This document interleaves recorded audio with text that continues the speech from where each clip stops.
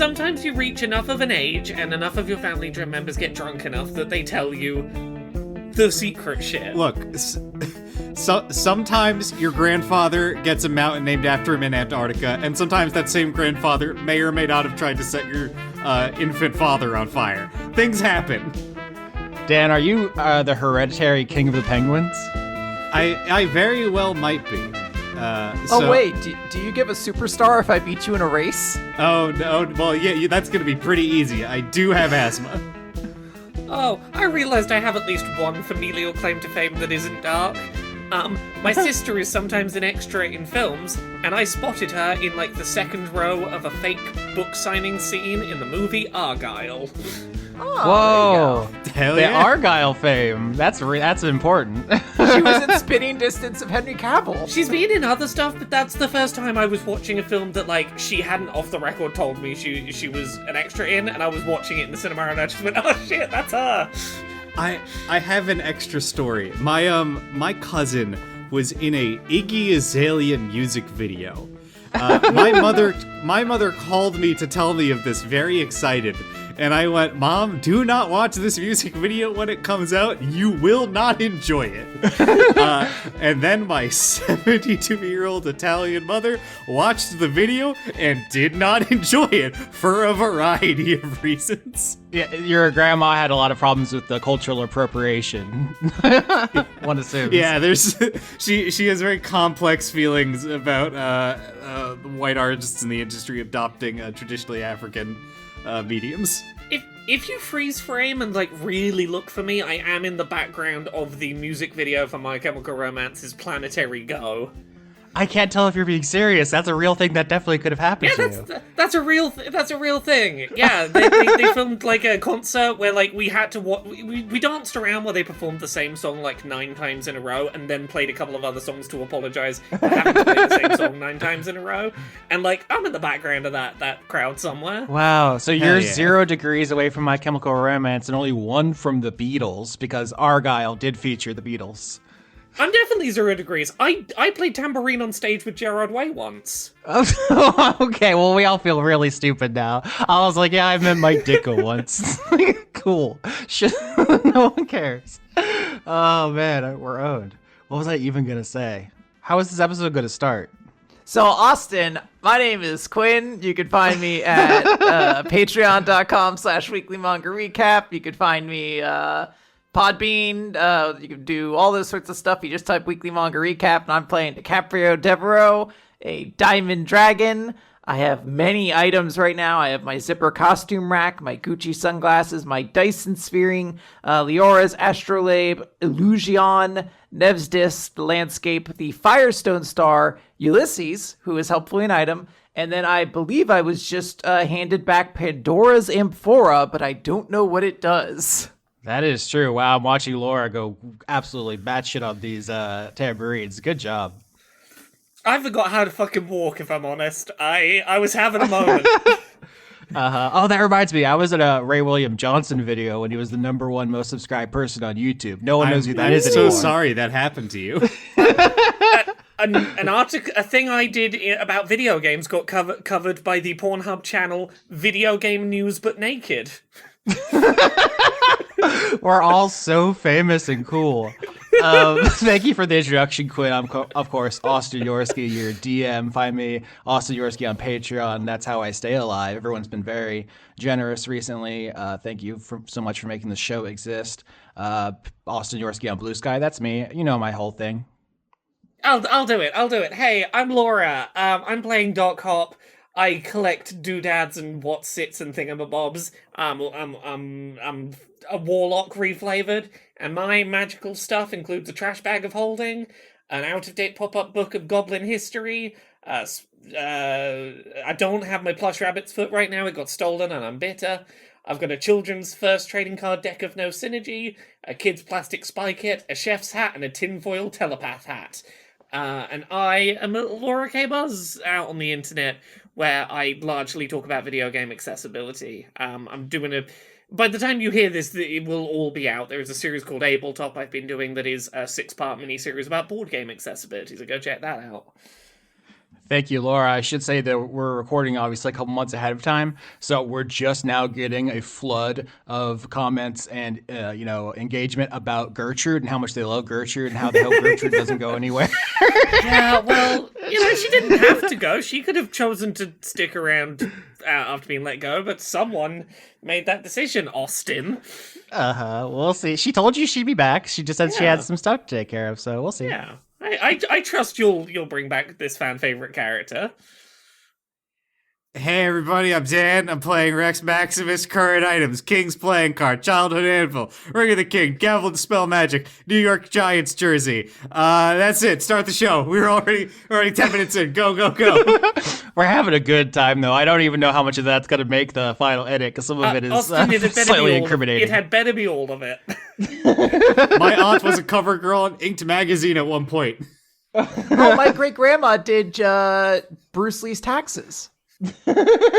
My dad trained with Muhammad Ali. Okay, yeah. That's Wait, true. what? My dad. Your dad? My dad worked at a training camp in Pennsylvania where Muhammad Ali was. I saw your dad. That does not strike me as a man who taught Muhammad Ali. Well, Muhammad Ali taught him. Sorry, you got it. Oh, okay, that makes more sense. I was like, that seems wild. I've seen your dad. I don't know if he was teaching the best boxer to ever live. I think if I got my shit kicked in by Muhammad Ali, just like on the streets, I would say that I got trained by Muhammad Ali. Yeah, I don't think they were close personal friends. I think he took a couple classes with him when he stayed at a hotel where my dad was a chef or something. But that's how he tells the story. It's much more impressive when he says he trained with Muhammad Ali rather than he spent a couple weekends in the same place and they did some sparring. So remind me, what was happening in Dice Funk?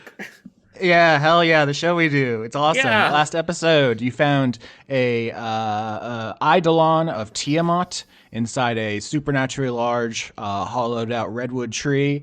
And then you found another even larger complex you were going to. It was surrounded by a huge infernal hedge maze. And everything came down to one big roll. And the episode ended with a dramatic success as DiCaprio used illusion magic to trick the elves guarding the hedge maze into thinking that you were authorized to be there. And so we're going to open this episode. You all are walking through this hedge maze towards this enormous, supernaturally large tree, which has been turned into a kind of tall building. I actually came up with this concept thinking it was kind of novel. I was like, oh, no one's ever turned a big tree into a building before.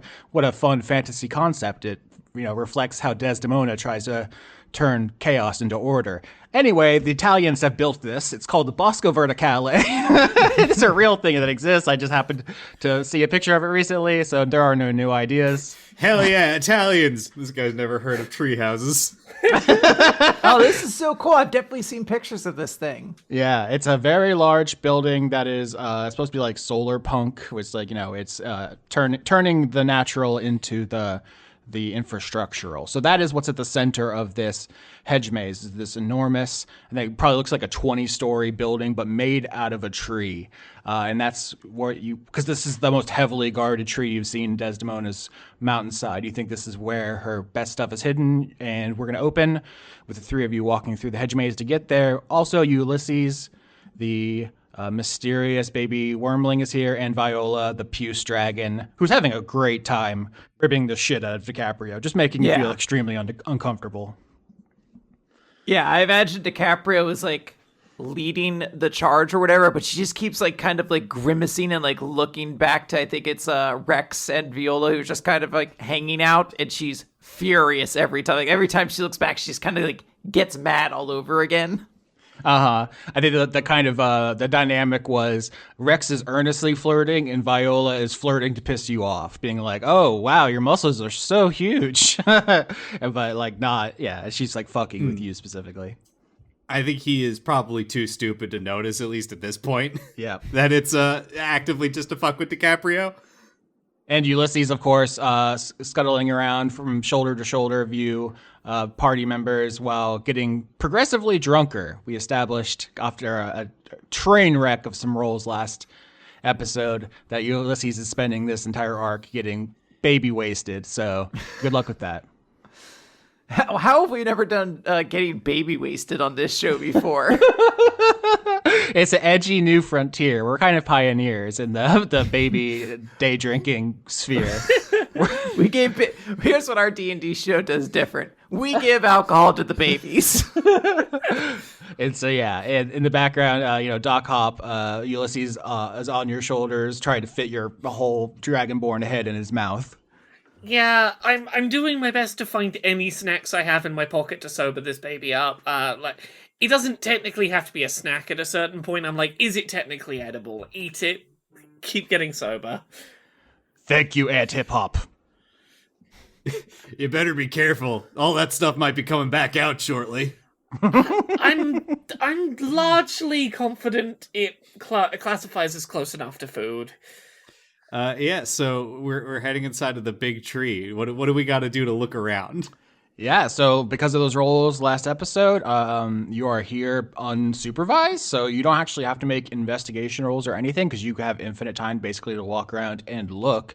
I have a lot to describe this episode. I've made a rod for my own back, as they say. You enter the first... Oops, I dropped my pen.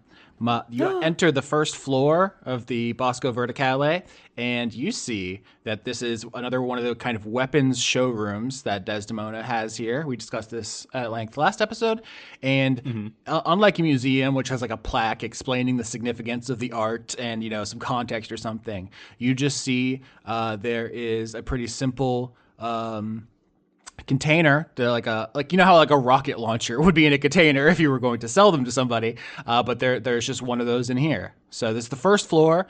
I will say there are many floors above you. See like a spiral staircase. This whole tree has been terraformed. It has been turned into a building. So there's a lot more to talk about, but you're on the first floor. DiCaprio's gonna kind of like look around and be like, so should we be exploring here or upward? And like as she's saying this, her gaze is like slowly like turning back to Viola and Rex, and she's like she is very obviously distracted with what's happening right now. Yep, and Viola's gonna remind you, who cares about any of this stuff? We're looking for a big time dragon claw. It's like a big bone of a dead dragon. I need it. It's very important. We can burn this whole rest of this thing down and piss off Desdemona. I'm going to ask a question, and it may be a stupid question. Is this should we not be looking where, but looking for a when, if it's a time thing? Whoa. I don't know how we would look for a when, but it seems like a thing that would turn out to be the case, and I want to put the idea out there just in case we need to be thinking that way. Is there maybe a clock on the wall that Rex can just start turning the hands on manually to see if a big claw appears? Wow, that would be so cool. Viola's saying this to YouTube, be like, I never would have thought of that. I guess all of Orlando's intelligence wasn't evenly distributed among his children. What do you mean by that?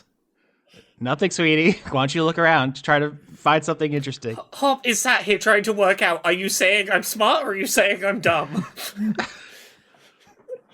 Rex will actually put both the hands on the back of his head as he's like looking around, and he'll ask Viola, this time dragon claw, can it do anything? I have no idea. I've never had it before. It might have some residual magic here. I mean, I don't think Desdemona would have it if it did nothing. But I think, I just want it because of its, osteographic properties. It's bone swag. Yeah, my Dan plotline senses are making me think, this feels like that would be the artifact. She says, I don't really care how powerful the bones are. I just like bones and carapaces, shells, scales, body stuff. Yeah, I don't think Rex is saying it out loud, but he's listening to Viola and he's like sidelong glancing to DiCaprio, who is so dead set on finding an artifact to fuck over her mom, right? And he's worried about a conflict arising here and harshing his game, which is going to be rough for him. He's just gonna nod and say, "All right, well, doesn't seem like it's on the first floor at the very least. Feels like maybe that would probably be closer to the top." Feels like you keep the good stuff at the top. Yeah, probably. Do you all want to look into the one container that's here? In the background, Ulysses wearing the New York Giants jersey, somehow wandering off. We really need to get like a leash for him. Yeah, Rex will look in the case. What we got? I think you offhandedly said a rocket launcher before. I'm assuming it's not literally a rocket launcher. It's not literally a rocket launcher, but no, it is a similar. It's like some kind of case for an object. You open it up. It appears to be a fine piece of silverware. In fact, it is a ruby encrusted fork, like a dinnerware, like flatware fork. Yeah, Rex will pick it up, look it over, lose interest, and then just kind of fling it at Hop. I was gonna say, in the background of this, Hop is using Mage Hand to keep a hold of the baby, to be like, you can't get out of Mage Hand range. Yeah, ghost leash. The fork is both beautiful and dingle hoppery. Yeah, I will say. Can I do if it's been thrown to me, can I do a roll to find out what kind of dinglehoppery history it's got? Absolutely. Religion? Okay. It was a 6-foot case for a fork. That's a 4. That's a 4 on religion. Yeah, with a 4, you have absolutely no idea. It just seems like a fork. It's strange that it was in a big case. You don't know why it was. That is what's happening there. But I will just say that you and DiCaprio have a psychological compulsion to hoard, and you can only attune to things that are of your hoard type. So this one cannot be Rex compatible. Yeah. Well, given that I have no idea what it is, I throw it over and be like, "Hey, this is a beautiful thing. You want to have a look at this?" I want to try to bend it. Like, I want to, like, get it and just kind of try to break it to see if it's an artifact or not. Yeah, absolutely. Can I get a strength roll? Just, I guess, athletics, if you have a bonus to that, because, it's like you're trying to rip a phone book. 4. Also 4. All right, 4s tonight. That so let's ignore the superstitious context of 4 in many cultures. You try to bend the fork, and you absolutely cannot. 0 give. You're embarrassed. You're humiliated. Viola's like, do you need something? Do you need something a little less tough, like a sprig of asparagus or something over there, Dee Dee? I'm making sure it's not an artifact. It's a fork. I guess, can I do a religion check on it now that I've thoroughly humiliated myself in front of my ex? Oh, fuck. I would absolutely just be like, I have to go. I have to wash my dog and leave.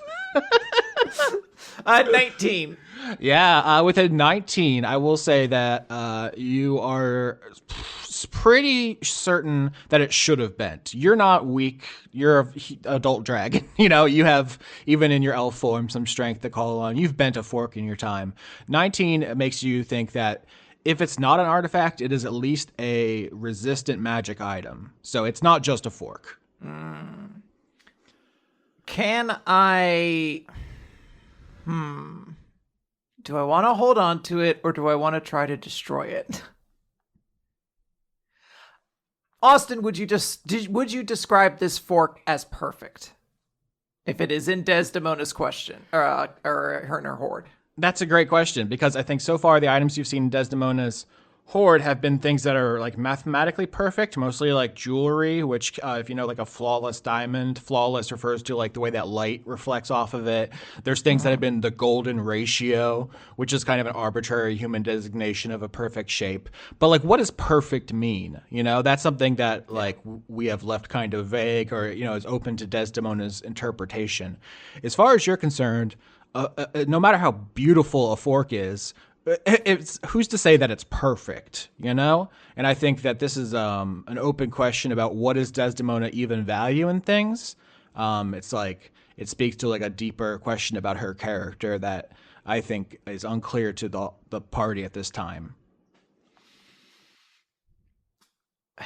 Even though I have no proof that this is not an item that she's keeping because she's perfect, I think DiCaprio is just like dead set on believing that it is in there because she views it as that, and she just hates everything Desdemona has that's perfect. I think, like, even though it would kind of probably mar the beauty, I might not actually be able to attune to it. I think she wants to try to, like, put a scar into this or something like she wants to see if she can ruin this fork in some way, like leave a mark on it. You doing that would make it so much easier for me to attune to it. It would have...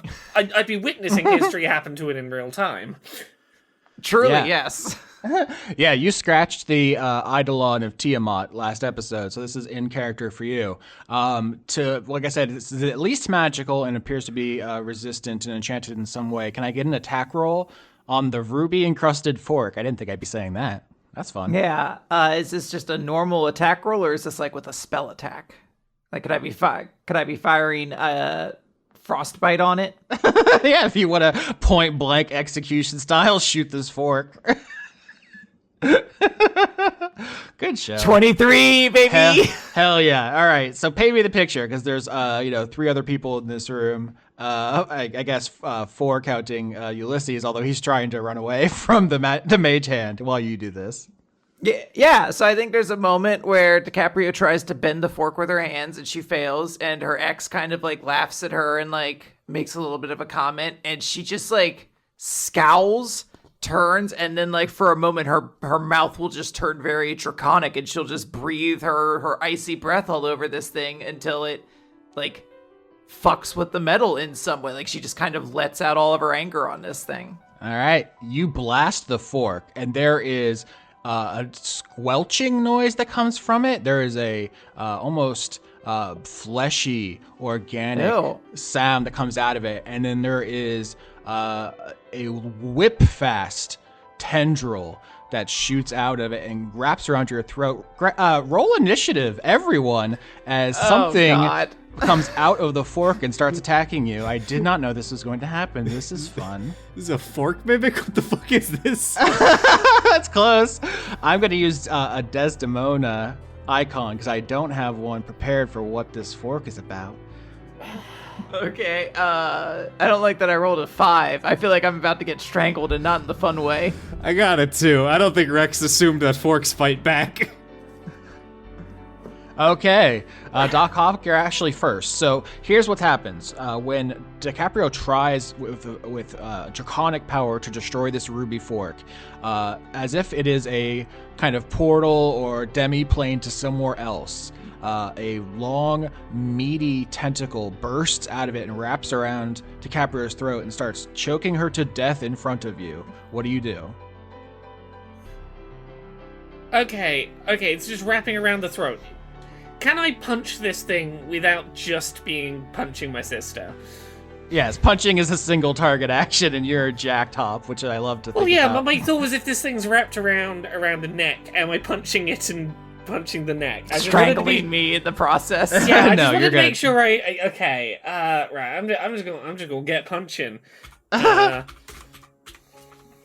17 to hit. 17 hits, yeah.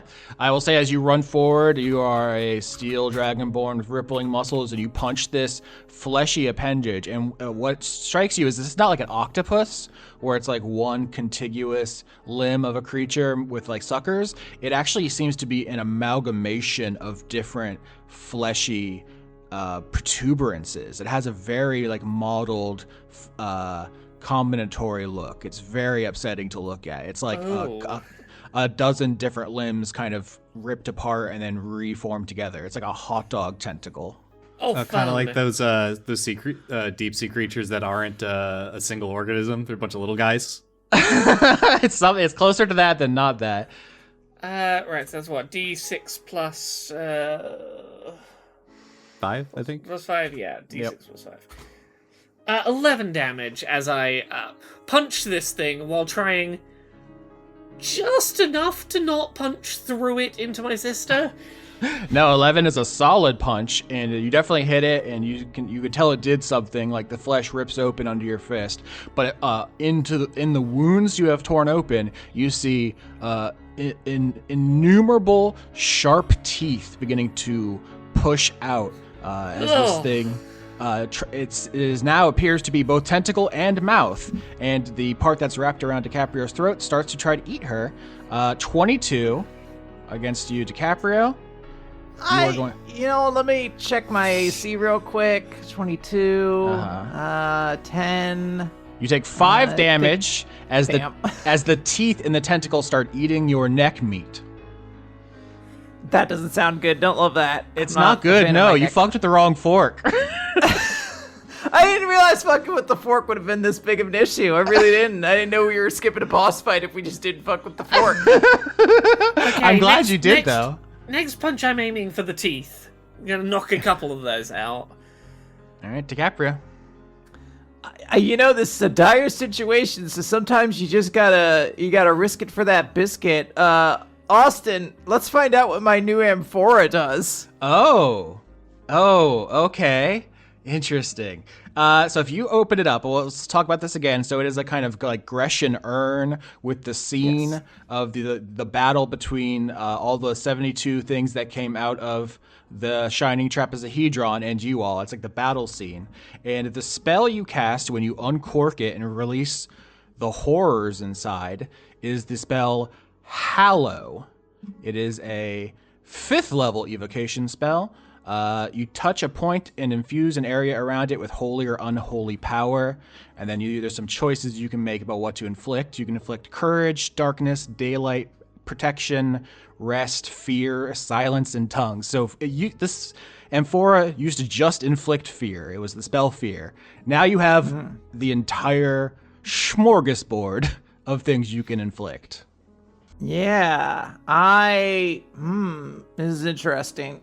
I realize you need to take a second to read this very long, complicated spell, but Yeah. instead of just a spooky energy coming out and giving your enemy a startle, you now unleash the fucking, terror zone. Yeah, well, I feel like I shouldn't try to do darkness or light because my siblings might need to actually be able to see me to do things. One of them is extra dimensional interference. Is this kind of an extra dimensional interference? Kind of definitionally. It is. The tentacle is coming from another place through the fork, it appears. Cannot move or travel using teleportation by extra dimensional or interplanar means. Yeah, can I can I force the fork back basically, like whatever's trying to come out of it? I don't think that's how the spell was intended, but you know what? I think it makes a lot of sense for what's happening here, which you don't fully understand. I realize that you all are kind of guessing without all the information. So I'm going to say that if you can paint me a picture of how this works, you can force the tentacle back into the fork, which is what is going to happen here and end this combat. Yeah, I mean, this should be like a dramatic moment. It's like, Hop's trying to like punch this thing, but it has like a death grip on DiCaprio, and she's like, I don't want to drop my disguise. Like, I'm desperately trying not to like reveal myself before we get into the heart of Desdemona's place. So there's just going to be a moment where she's like kind of thinking through like what tools does she have on hand, and she's just going to like kind of like struggle to reach. I don't know if like her hand also has one of these like tentacles going on it, but there's like a moment of trying to reach for the amphora lid that she has, and she just takes that chance of like pulling it open, and it just causes this crazy effect that just like shunts this creature out of the fork. It maybe hits the ground with a little ominous tingle. I will say specifically, whatever the meaty appendages retracts back into the fork and disappears. There is like some kind of extra dimensional space, and inside the item it appears, and then it drops to the ground with a simple clatter, and is once again a beautiful ruby encrusted fork. You could take the fork, Hop. Is this fork meant for people who are on a diet? You try and eat food, teeth tentacles eat the food for you, you don't eat the food, you're on a diet. Is that what this is? It's super Ozempic. That's a weird fork. I think, Dan, you were the first person to point out that Ozempic was discovered by doing experiments on Gila monsters, which is your father. It's a very interesting coincidence, but does the fork show any signs of damage from me attacking it before? Like, do I have anything that would suggest at this point that this is or is not an artifact? There is 0 damage. I will say you let your whole ice breath bark and nothing happens. So can I you're pretty do confident. any kind of new roll based on this new information we have about the fork? With your 4 you failed before, I'm going to say no. Okay, so I can't investigate it from a different angle now. I know it's got tentacle teeth in it. Rex hasn't rolled anything up to this point. Is there any way I can try to identify it for them? You can. I will say that for the rest of you, there are still 20 floors of this building left, so don't worry about it. Yeah, I just want to know what the thing is. Okay. You know, I think Rex is just going to go, that's a weird fork, put it in your bag, Hop, and he's going to start moving to the next stuff to look at. We got stuff to do. There's a claw to find. He's flirting. He's on point. Okay, I'm putting fork with a question mark on it. Actually, on my equipment list. As Rex starts to walk upstairs, he's gonna stick his head back down the staircase and go, "But DiCaprio, maybe don't start attacking the magical items we can't identify. Your skin's looking a little bit mauled right there." I want to break something. Like, can I punch the wall like really hard? Yeah, I mean, this entire building is a tree, so it's like a very tough, like supernaturally strong redwood tree, but it's still just a tree if you want to start ripping at the bark or whatever. I don't think she's trying to like destroy it. She's just angry. Like she's taking L after L and everything it feels like for her, and she's just like, I can't with my fucking siblings today. This fucking this viola shit. Like, why all today? When she starts like attacking the wall, Rex is gonna be like, "Love the energy. Was surprised to see it. Save it for your mother." And then walks back up the stairs. Yeah, if Rex and Viola start going up to the second floor and DiCaprio, you're punching the wall. Ulysses is next to you and also punching the wall, just imitating you like, fuck this wall. It's less the wall and more of the emotions behind why I'm attacking the wall, to be clear. We must destroy this emotional wall. I just realized I'm just doing Knuckles. I'm doing Knuckles from the movie. Yeah. That's what's happening here. Doc Hop, are you going up or are you staying back right now? Sure, go up. Okay. And you took the fork. I just want to make 100% sure because now you know there's a really hateful tentacle inside of it. Yeah, but I'm hoping I can be friends with it. I've put fork question mark on my list. Hateful tentacle, title of my sex tape. So you go to the second floor of the Bosco Verticale, and there is a showroom with just an object in here. I'm not going to hide from you. It appears to be a wooden bowl. A wooden bowl like the size that a human would eat salad out of. That's it. That's all that's on this floor. Is she just leaving all the parts for dinner all throughout this fucking building? What are we doing here? Also, this may be stupid. As we're walking, I am, like, gently petting the fork as if it was an animal to be like, aha, I am your friend, I'm not a threat, I'm not here to attack you. In the hopes that this will endear the fork to me. That's adorable. Yeah, can you roll fork handling for me? I don't know what my fork handling is. Do I have proficiency in fork handling? Yeah, I mean, that was just a goof for me. That was a joke. I didn't think you were actually gonna roll anything, but 20 yeah. fork handling. Fuck, you'll handle the hell out of that fork. Here's what I'll say: is if you're petting it, you do have the ability to attune to any, whirligig, any Google monster, what are they? Any thingamajig. And if you feel its energy reach out to you, you can attune to it. Would you like to do that, Hop? I can attune to it without knowing what it is. Correct. Will attuning to it give me any insight into what it is? Yeah. Fuck it, let's have fun. Let's attune. Tell me about this fork. What is this fork? What have I done? Yeah, you attune to this fork. You feel an incredible surge of power as you accept its energy into you. You feel even stronger and more badass. First of all, you get a +1 to any attacks. You're already buff as shit from that card, so you're even stronger if you stab someone with this fucking fork. So plus it's a +1 weapon.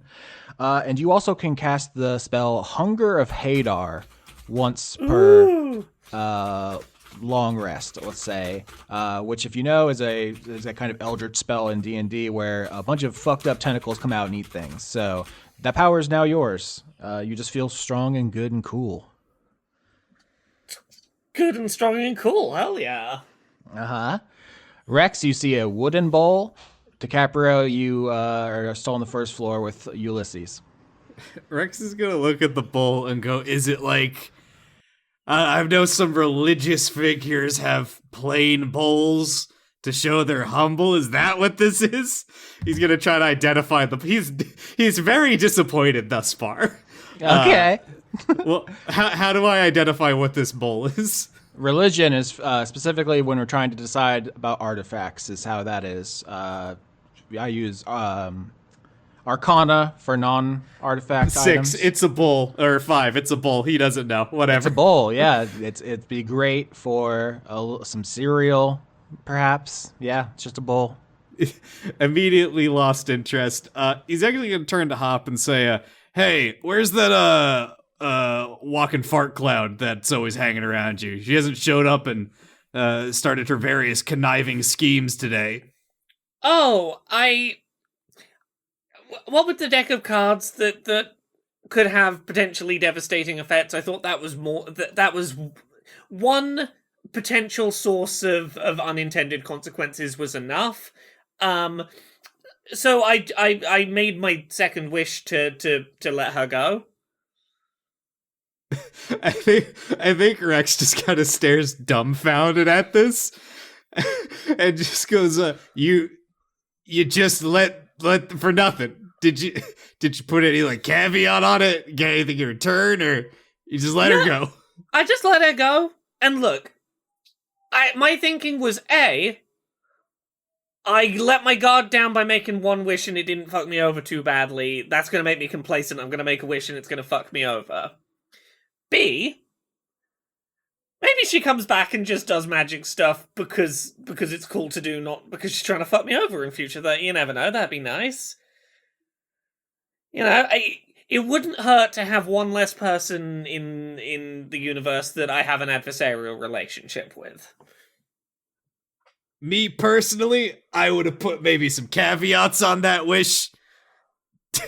Don't think I would have just let her go to run free, but look, whatever. Maybe you're right, but look, at the time, I was very self-conscious of the fact that I was making wishes with unintended consequences and had a deck of cards with unintended consequences, and that you two were both right. That was probably one too many gambling mechanics to have in my pocket.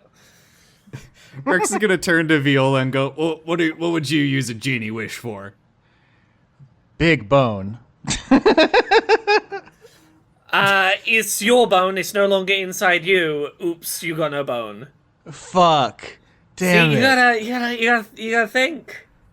Yeah, I'm not trying to play Life Belatro style. Yeah, I don't yeah, I don't need that. This is why I let her go. I think too much about all the ways she could have fucked me over. What if you wished she wasn't a genie? Well, too late to ponder that now. Yeah, DiCaprio, I think, is going to pick up Ulysses at some point and just start like walking back. But she's like angry walking. Like she's like she's not holding it together really right now. She's like very visibly annoyed.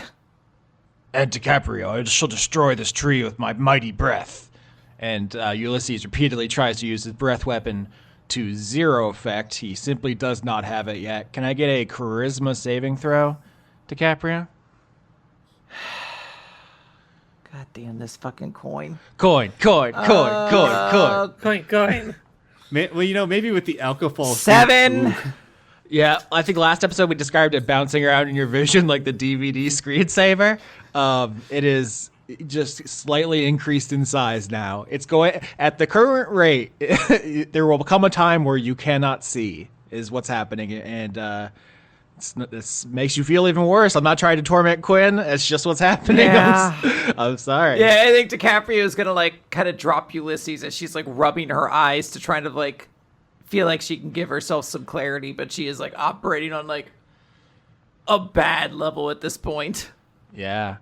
Yeah, I think Viola's up there. You can hear her voice as she says, "Oh, I thought of a different wish. I would wish for a whole new mountain just for me, where no one else is allowed in. Because right now, people just come through my valley and they're just touching all my stuff all the time, and I really hate it." You have your new mountain, but you can't leave. No one can be there, but you can't not be there. Oh, Genie got ya. Are you sure you're not a genie, Doctor?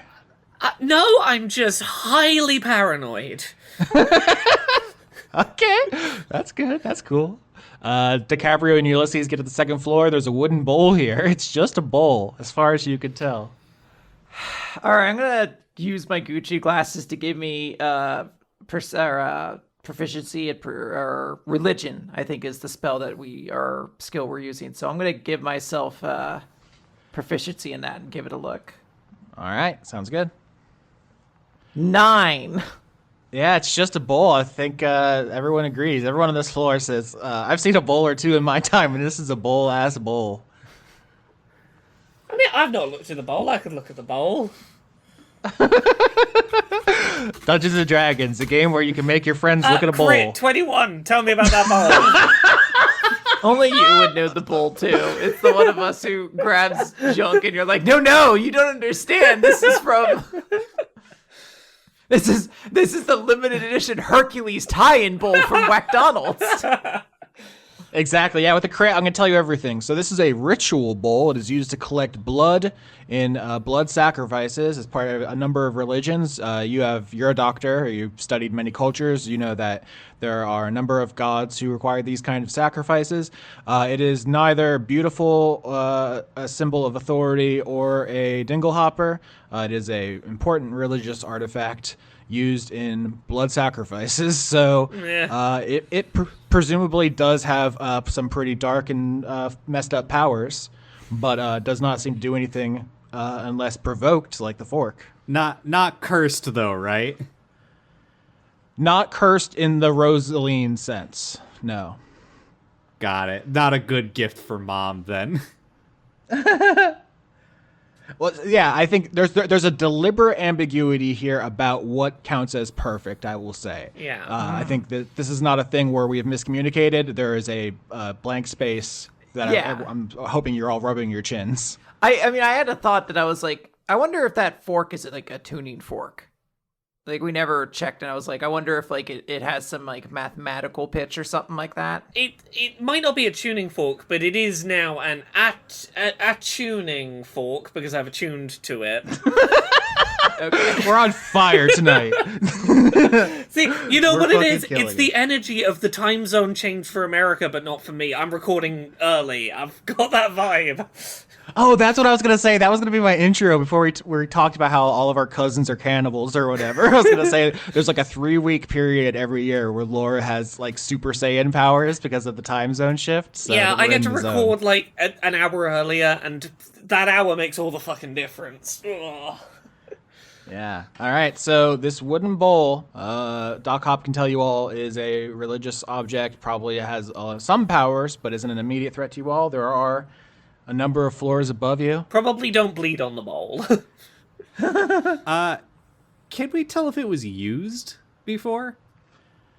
I would say that it appears to have been cleaned such that you can't tell if it has been used anytime recently. It presumably has been used in history, Yeah, Rex, but not recently. Rex is gonna like lean on the display case, like elbows on it, just fists holding up his chin, and go, "Is this maybe like a history thing? Like this has had more blood on it than any other bowl, or something like that?"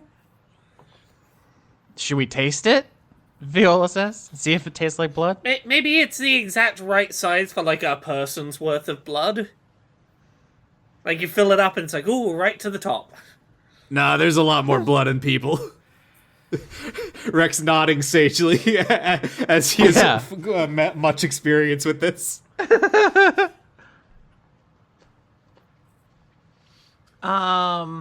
What if we grab all these items that we keep finding And we go to the top of this Blanco Forlando or whatever it was called. And we just drop everything from the top and see what survives the fall. I'm cool with that. Whatever gets the job done here. Next floor. As he pumps his arms in the air. Yep, Ulysses just declares chaos, chaos, chaos, and runs ahead with you all. Next floor, it's pretty simple. All of these are just supposed to be different places where Desdemona shows off objects to people, like you were told about last, episode. She's having some kind of, party or get together. I think we did the phrase like weapons exposition or however Laura I think specifically phrased it. An arms dealing expo. Yeah, it's like an arms show. On the next floor, you find a case inside of which is a large key. The key appears to be made out of shining metal, which has a couple of different colors. Like if you kind of hold the key at different angles, it reflects like different colors of light. It is large and has a number of like symbols on it. It leads you to believe that it is a symbol of authority. Dan raises his hand. Question: is this a quote-unquote key to the city? It appears to be that, yes. But it is also looks like old and weathered. It is, in fact, a dingle hopper and a symbol of authority. Rex is going up there first. Religion roll. Identify item. 7. Doesn't care. Taking it anyway.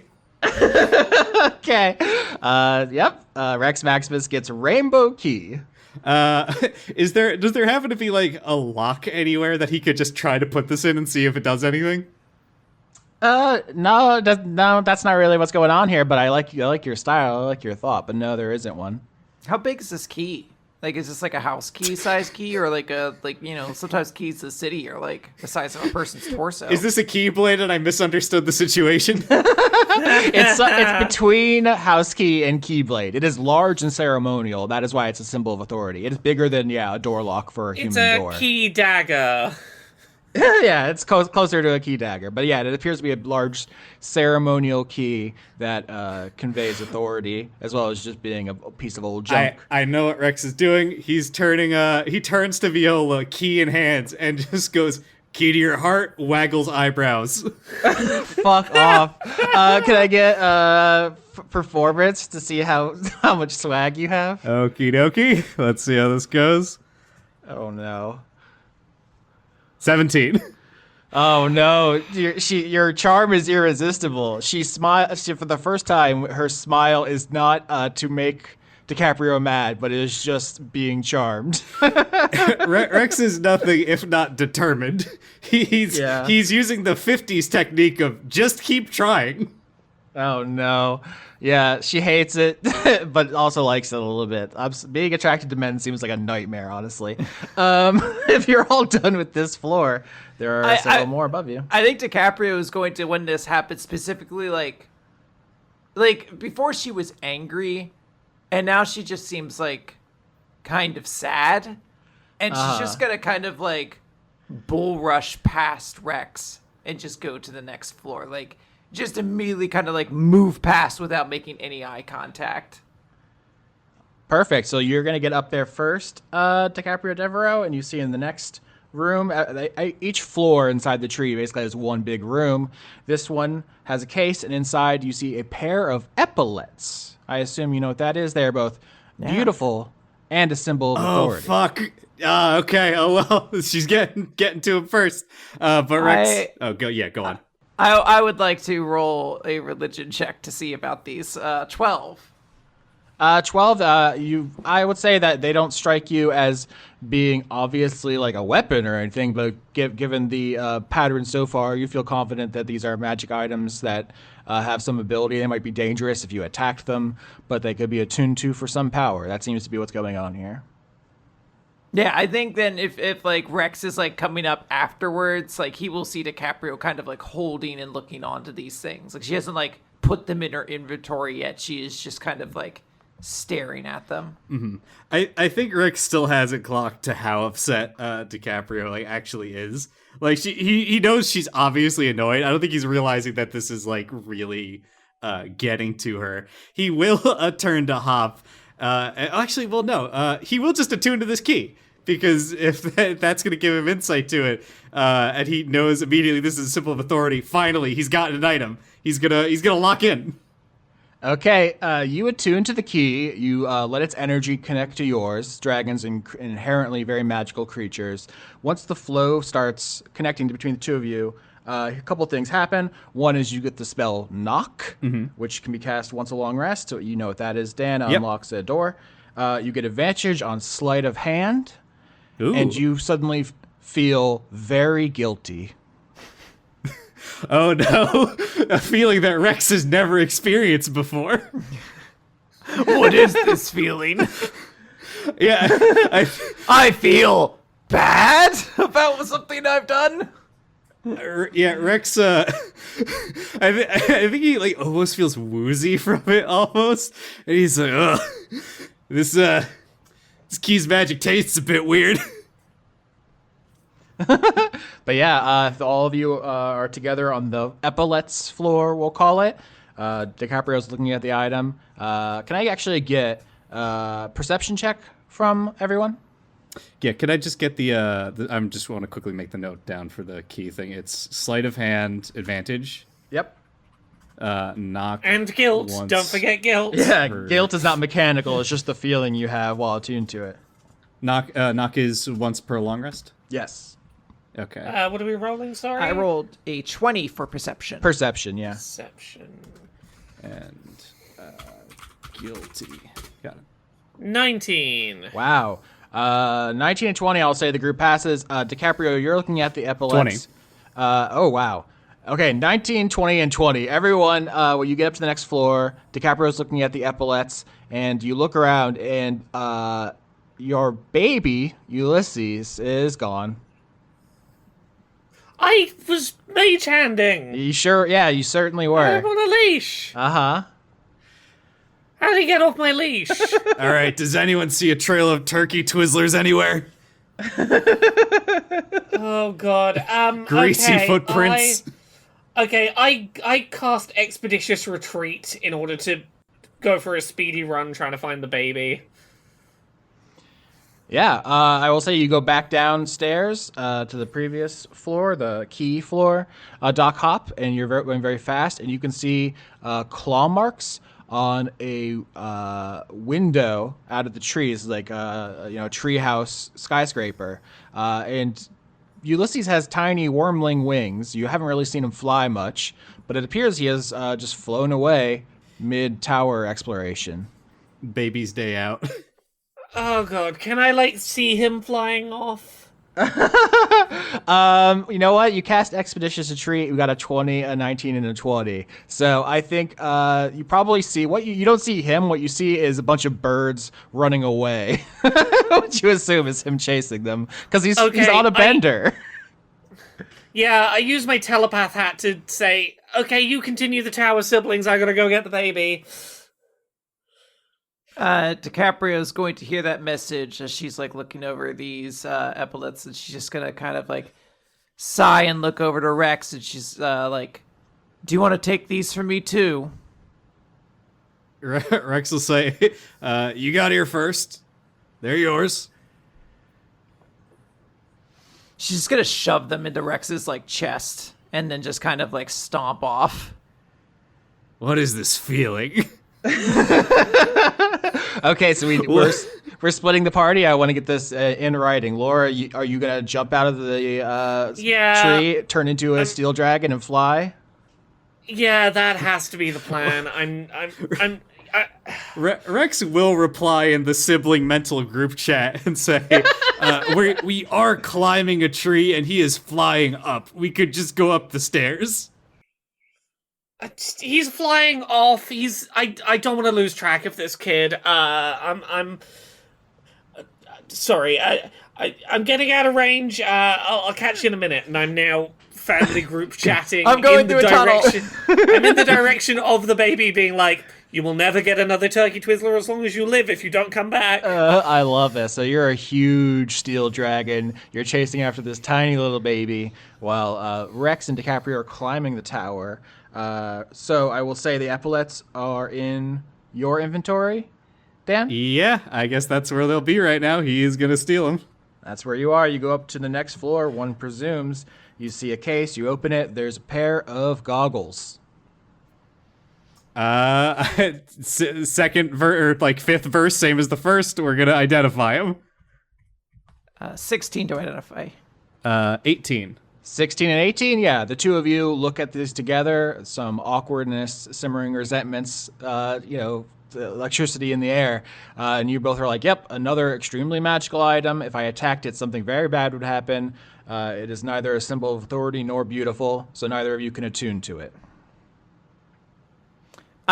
Can I still just put it in my bag? Like, can I just take this because I want to try to test it later? Like, DiCaprio's not, she's desperate for something to be an artifact in this collection. So I don't think she's going to like leave anything behind. Like, I want her to just be taking everything, and she's like, we'll find another way to test all these things. Like, even if we had to gather them together in a big pile and hit them with a hammer, you know? I just want to double check. Did anybody take the ritual bowl? That's the only one I don't have someone as having picked it up specifically.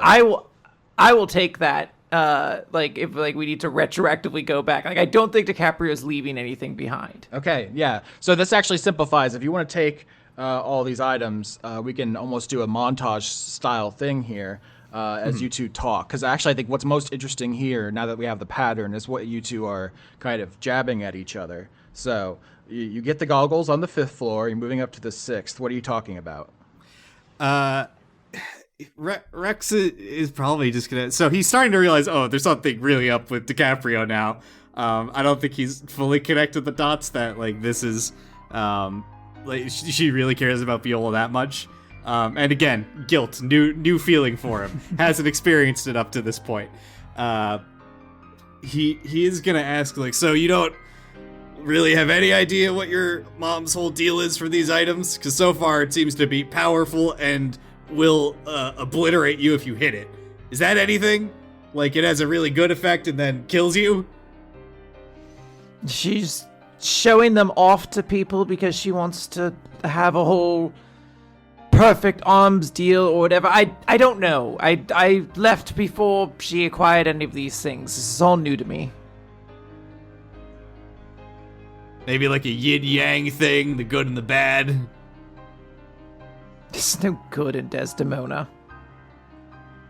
Mostly bad. All bad, Rex. All bad. She was an awful mother. What did she do? You don't talk about it.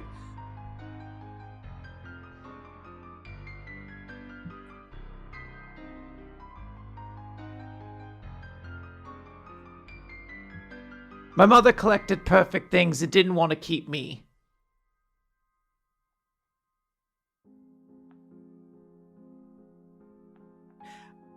I think Rex like goes to say something for a moment, because he can tell like obviously she's saying. I'm assuming she looks really hurt when she says this, right?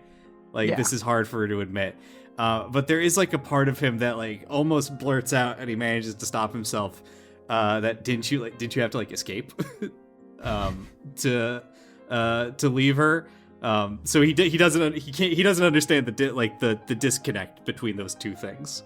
But I don't think he's willing to like say it out loud, and like actively maybe hurt her that way. He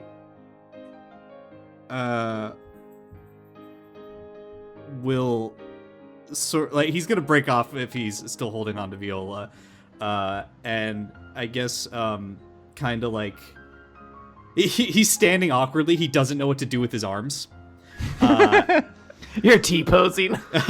a little bit, and he's just going to very slowly say, "I'm sorry. I don't really know what that's like, I guess." sounds pretty rough.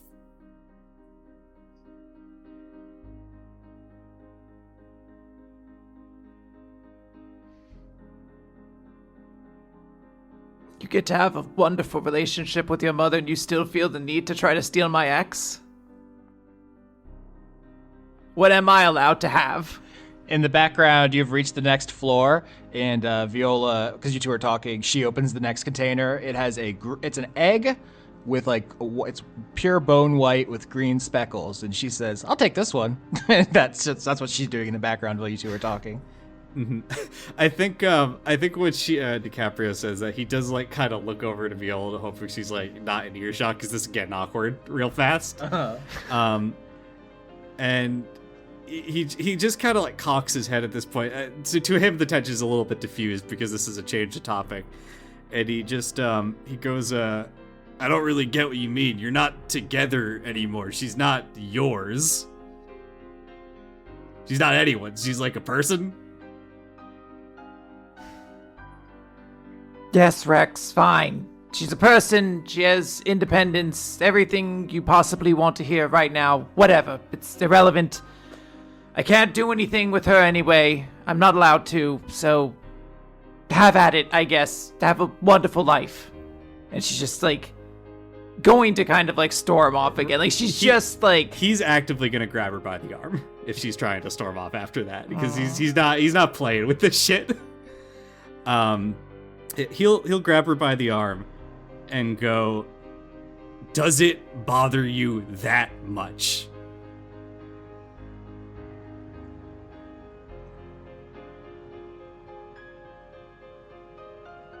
I do care about her, Rex.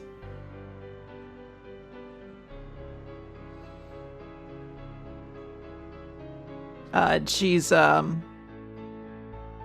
of trying to hold herself together, but I think there is a moment where she is going to show maybe a vulnerability that I don't know if Rex has seen before. Like, I know it was kind of a shocking thing when I saw my eldest brother cry once, and I was like, oh, I thought you were a superhero. I didn't know you had this side of you.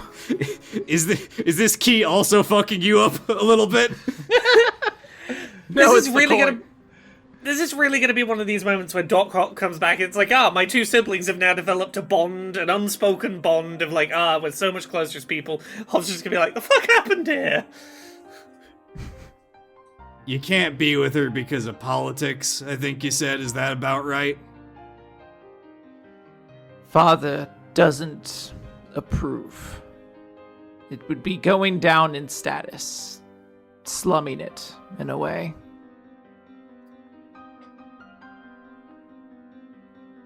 You play this whole political game better than me and better than Hop by miles. You're built for it.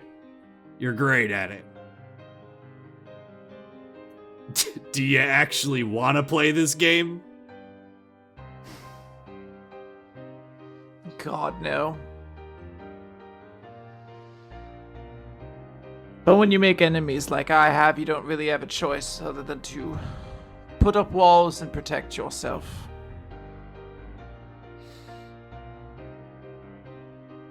That's quitter shit. Pull up your fucking stockings. And he's gonna pick up his sister and just kind of start shaking her. And he's gonna go, what are you talking about? Stop using this as a justification to stop doing what you want. You either do it or don't. If you want to get her back, go fucking get her back and tell Dad to shove it. If you don't, then I'm going to. Beat me, play the game, or don't. There is no other option.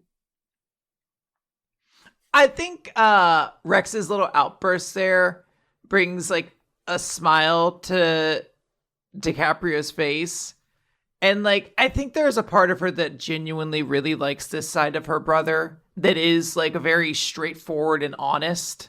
Like, he does like see the world in this way. And like, there's a part of her, I think, that almost like wishes she could too. And I think she's going to kind of look at him in a way that's like very doting and affectionate in a way.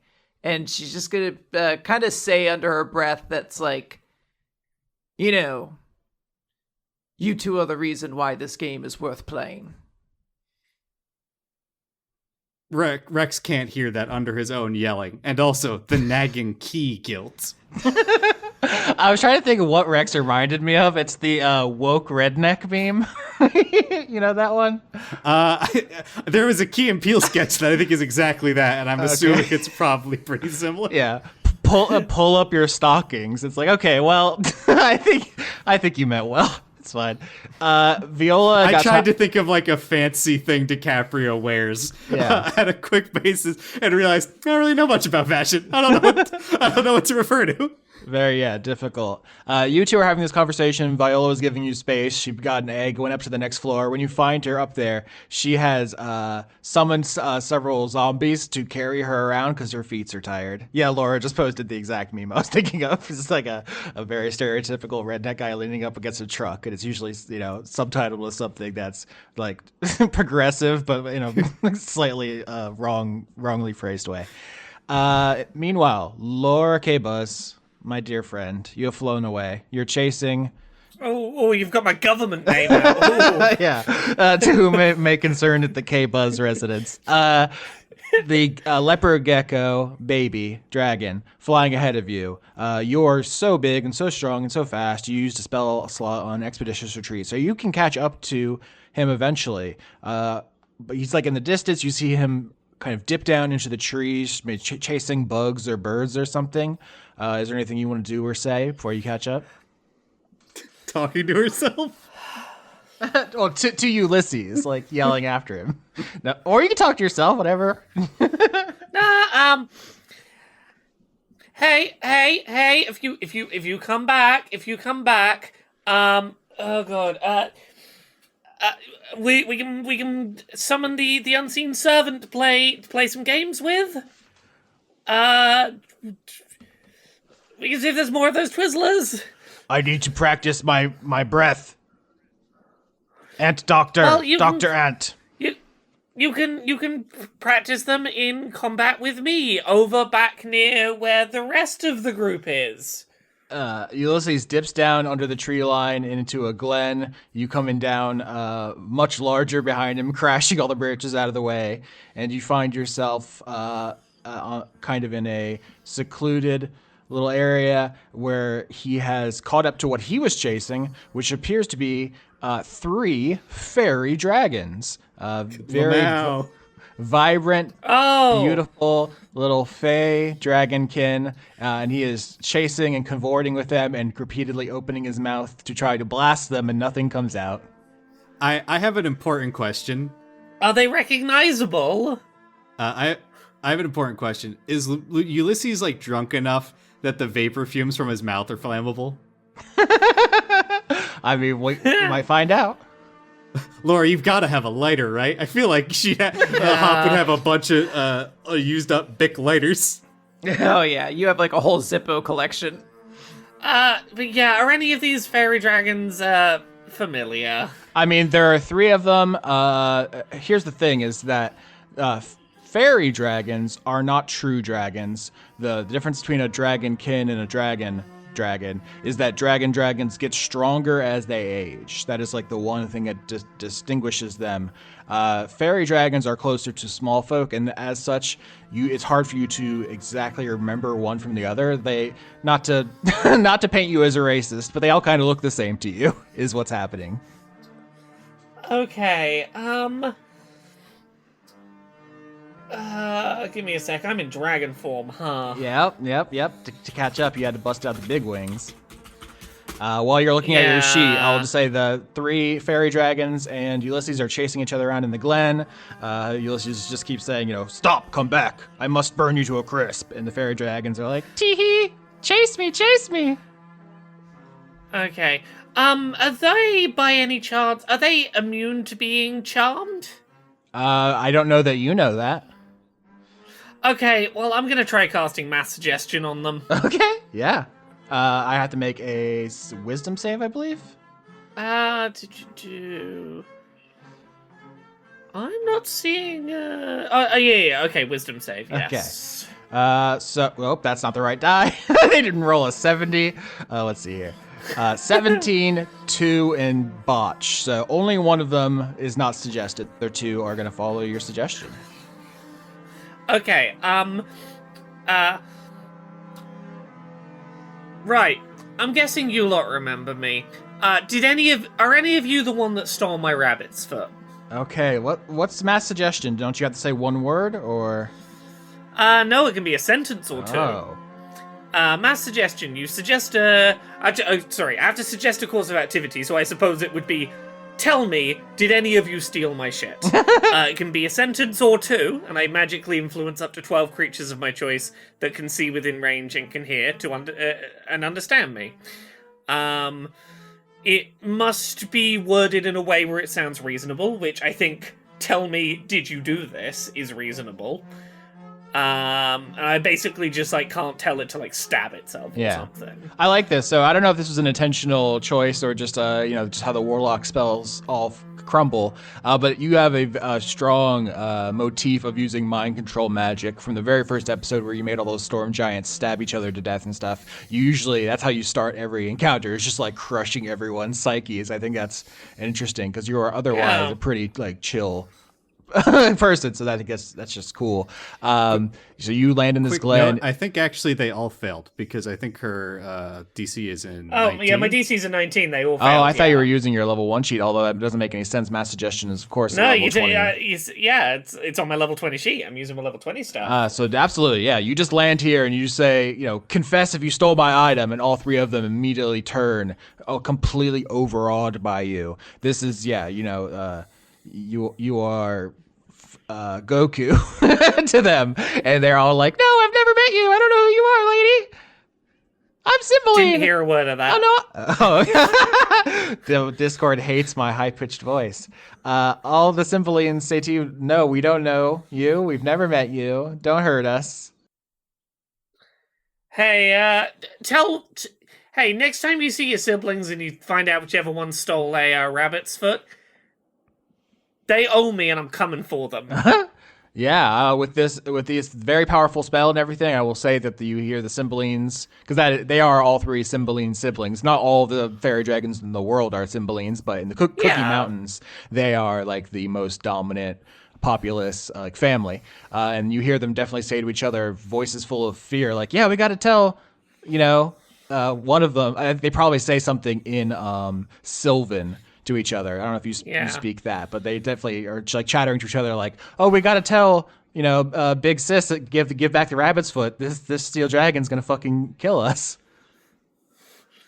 Yeah, since that foot was taken, I've learnt how to be considerably more fucking deadly. So go pass the message on. Yeah, are you sending them away? I will say with this spell, you absolutely crush all of their resistance. They immediately capitulate. Yeah, I'm sending them away with the explicit command: tell your sibling to bring my shit back or face wrath. Okay, yeah, the three of them run away, and Ulysses turns to you and says, "Dr. Ant, I was trying to defeat those. You've sent them away before I could use my breath." Yeah, no, I sent them away because they're thieving little bastards. Their whole thing is the second you're not paying attention for half a second, your shit's gone. And look, as much as I would love for them to be target practice for you, we gotta find something that's less prone to stealing to be target practice for you, because I want to have the time to teach you how to do murder properly without having to have half of my attention on, are they in my bag taking things? You must teach me to use my breath now, Dr. Professor Anthop. Okay, I will teach you on the flight back. We'll fly up above the treetop, and on the flight back, I will teach you how to do flames. Or breath. I will teach you how to do breath. What kind of breath do you do again? I assume death. I assume it kills everyone in the world. One breath. Probably. It's probably that. It's probably that. Cool. I can feel it. The darkness inside of me is raging. So, as we're flying back, Hop is gonna do her best to be okay, so it's hard to feel where things inside your body are, but take a really deep breath in, and imagine like right at the bottom of where you're breathing in, that's where the death breath is. And you gotta get your breath deep enough that it mixes with the death breath. I've got to get And then you gotta the death breath out of me. Engineer, doctor, professor. yeah. You gotta get the non-death death breath in and get it so low and let it mix up, and then back up and the death breath comes. Professor, President, Dr. Hop, can I get a medicine check to help me with my breath? Yeah, of course. Medicine. That's just D20. Botch. Oh. Fuck. Oh. No, Laura, this is not the one you wanted to botch on. Oh no. Where? You really need that lucky rabbit's foot. Yeah. I do. Laura. I miss it, Austin. I miss it so much. Laura, I look you directly in the eyes. We're at the table. All of us, all of our friends are at this table playing Dungeons and Dragons together. I look you in the eyes. Yeah. Where does Ulysses hit you with his breath by accident? Where on your body? Okay. Right in the crotch. I would not recommend the crotch. I rarely say that. People who know me say Would you recommend against the face? I would recommend strongly against the face. You don't know what his breath is. Generally, the safest place to take a hit is the ass. Look, to be clear, I was trying to feel out the answer of, is this an aesthetic change or a mechanical change I'm about to take? It's a lifestyle change. Okay, front left leg that would be my left arm when in humanoid form. Okay, so arm. Yeah. Yeah. Because I think the rationale for this is Hop is trying to like mouth out where the breath should be moving through the body toward the mouth. So hand and arm are near the mouth while trying to do the explanation. Oh, wow. Okay, so we split the party. You ordered under magic the Cymbalines to return your lucky rabbit's foot, and then you're flying back with Ulysses. You're explaining how he has to feel the breath. You're gesticulating as you two fly through the air. You're pointing. You're demonstrating. And he, for the first time in his life, first steps for a toddler, he unleashes his breath. Here's the thing, you don't see it come out of his mouth, but you feel it. Ooh. It is some kind of invisible blast. It is the most painful thing you have felt in your entire life, and it's not close. When it hits your arm. If you had more time to think about it, you would have ripped your own arm off with your teeth to get it away from you. That is how bad it hurts. And oh gosh. And then it stops and it's suddenly gone. And you look at your arm and you don't see anything wrong with it, which is somehow more fucking disturbing than if it was burned. Okay.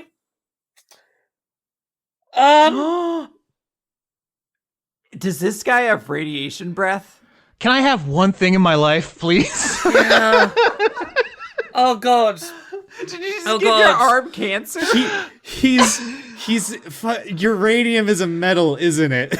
God damn Yeah. it! He's yellow cake uranium dragon. I have to play with stupider people. I need some real fucking morons. God damn it. Okay. I mean, you can all have this revelation in character, I will say, because DiCaprio and Rex having come together, sibling bond a little bit. You go to the next floor. You can open up the case, and right before Doc Hop and Ulysses get back, you find the next object. We're on the 7th floor. You open the case. It appears to be a large flame, like a campfire-sized fire that has frozen, inexplicably, magically frozen. You can pick it up in your hands. It is cold to the touch, but it is, in fact, a flame. Very strange. Is it beautiful? It has a beauty to it, but it does not call to your compulsion, to your attunement. So it is not beautiful in that way. Behind you, you hear the sound of an adult steel dragon landing in a window. And yeah, Ulysses plapping his little feet as he runs over to the rest of you. And now you can talk in character instead of just putting my entire dick and balls on blast out of character. Hey, heads up everyone. The baby's got incredibly fucking powerful breath. you need to be aware of? Yeah, I've smelled it. Woof. No. As in, We'll stop giving him turkey twisters. It's fine. no. His breath weapon is in dragon form. I have never felt anything so painful. I should not be able to feel pain like I felt from that breath. I think the way Rex identifies what this is he just got a trip back from Fallout Land. Yeah. He's definitely walked into some high radiation areas by mistake. Yeah. I think Hop has suspicions and he's not saying it out loud because she doesn't want to believe that's what it is because she got a heavy dose of it to the arm. This sounds like a wild dragon type to me. I'm very into it. Is this like a known species to Rex and the rest of them? Are you asking Austin Yorsky? I've never heard of a uranium dragon before I made it up. So yeah, that's what Rex is asking. Like in universe, we've never heard of it. No one's ever heard of it. Yeah, I think Rex just kind of. For a moment he stares, but then he's got kind of like a shit-eating grin as he like crosses his arms and goes, "Now, where did you come from?" I came from an egg, Uncle Rex. Before that, A bigger egg, I assume. Is that how eggs work? It's like a Matryoshka doll. Wow, big word for Ulysses. Yes, wormlings are born with human intelligence. I know a lot of humans that don't know what a Matryoshka doll is. I'm a fast learner. Yeah, Rex will just say it out loud what he thinks Ulysses is. Yeah. Yeah, I was hoping you wouldn't say that. I discovered this by taking a heavy dose of breath weapon to the arm. Rex will do, I guess, the equivalent of tussling his horns on Ulysses and go, "You're gonna be a real killer." Can I do a medicine check on Hop? Yeah, you absolutely can and should. I will say, when you tussle Ulysses' head, he just says, "The doctor would not let me eat the Cymbalines." It wasn't the ones that had our shit, but I sent them back with a magically induced terrifying message that, the ones that have our shit need to come be dealt with. I rolled a 4 for my medicine check, unfortunately. Yeah, you look at Doc Hop's arm and there is no outward sign. I don't know how much you know about radiation poisoning, but it takes a little bit before it becomes the most disgusting, horrible thing you've ever seen. In fact, Viola speaks up and says, "Doc Hop, can I have your arm bones when you're done with them very shortly?"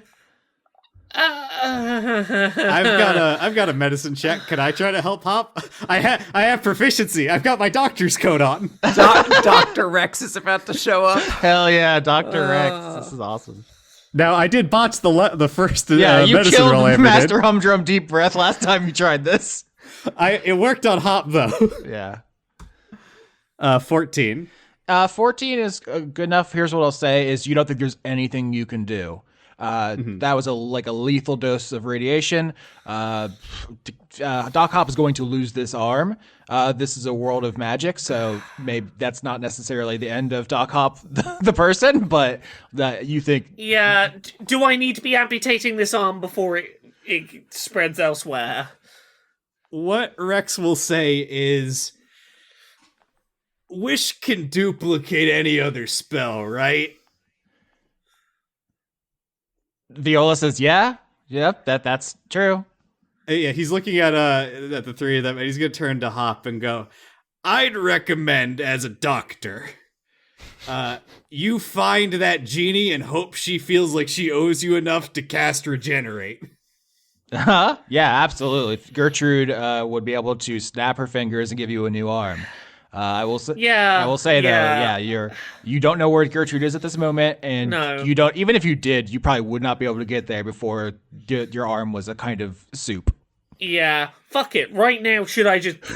Is the best plan to just get rid of this arm right now? Fuck, this podcast is cool. I will say no one rolled well enough to know for sure. I will say it's Okay. definitely on the table. Here's the thing. I don't think I do we know want enough. the- Do we actually want to have the doctor of the party roll?